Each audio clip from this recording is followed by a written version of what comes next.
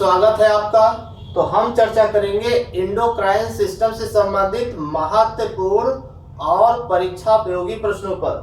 प्रश्न number 38, melatonin और serotonin hormones किस ग्रंथि से निकलता है? तो इसका सही उत्तर होगा पीनियल ग्रंथ। पीनियल ग्रंथ मस्तिष्क में पाई जाती है और पीनियल ग्रंथ को ही थर्ड आई के नाम से भी जाना जाता है और इसी को बायोलॉजिकल ग्रंथ भी कहते हैं। ठीक है ना? तो ये हो गया। अब बात करते हैं प्रश्न नंबर 39, पीनियल ग्रंथि को और किस नाम से जाना जाता है? तो पीनियल ग्रंथ को कोनेरियम एपिफाइसिस सैरीवेरी के नाम से जाना जाता है। पीनियल ग्रंथ का आकार कैसा होता है? तो ये इसका जो आकार होता है वो देवदार वृक्ष की जैसा होता है। पीनियल ग्रंथ ये मस्तिष्क की सबसे छोटी ग्रंथि है। ठीक, चलिए प्रश्न नंबर 40, सेरोटोनिन हार्मोन्स का काम बताइए। कई बार परीक्षाओं में पूछा जा चुका है। सेरोटोनिन हार्मोन्स का काम क्या होता है?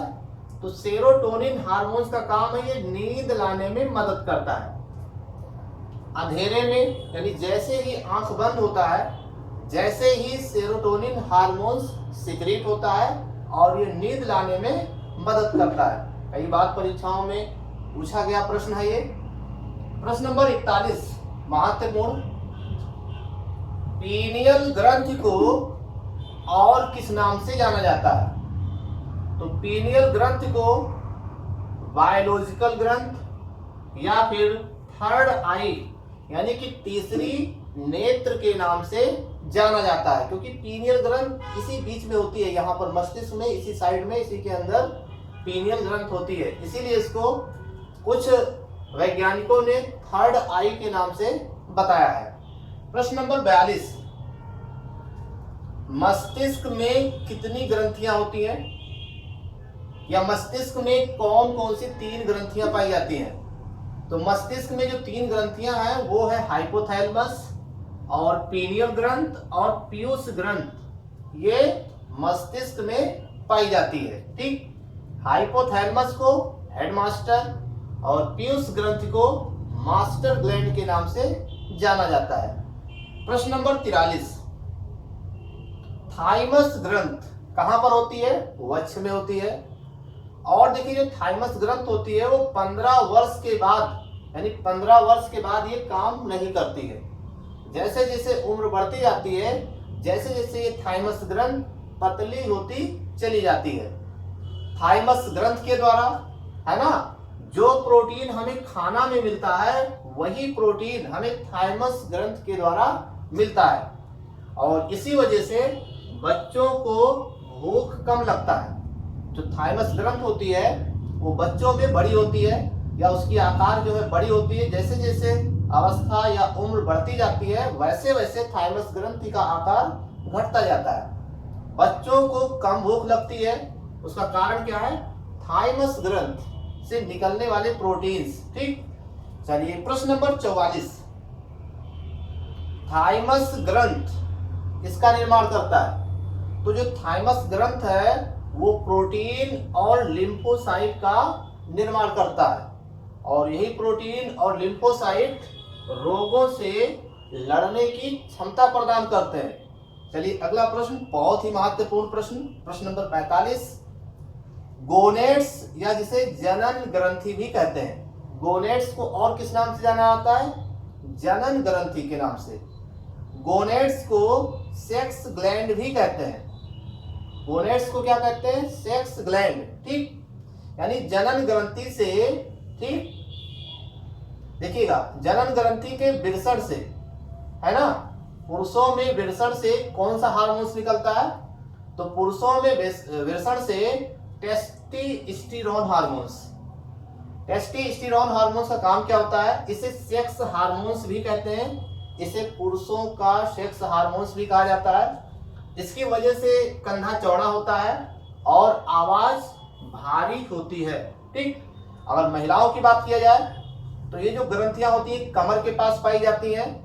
और फीमेल में कौन कौन से हार्मोन्स निकलते हैं? तो progesterone, relaxin hormones, oestrogen hormones और इसके अलावा इनहाइबिन हार्मोन्स, ये फीमेल में पाया जाने वाला हार्मोन्स है। ठीक, चलिए और आगे बढ़ते हैं। प्रश्न नंबर 46, महिलाओं का सेक्स हार्मोन्स किसे कहते हैं?